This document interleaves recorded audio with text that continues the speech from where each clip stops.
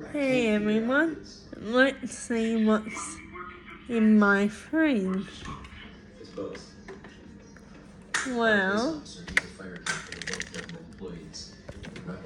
here I have a whole bunch of watermelon, some old mustard, pizza sauce, milk, and hot sauce, and then here we have some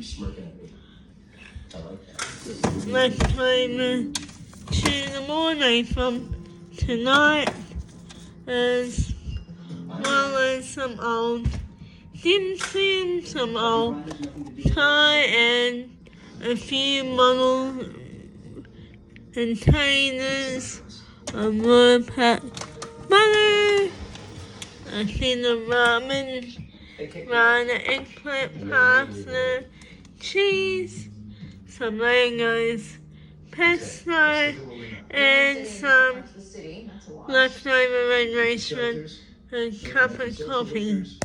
No mutual friend groups.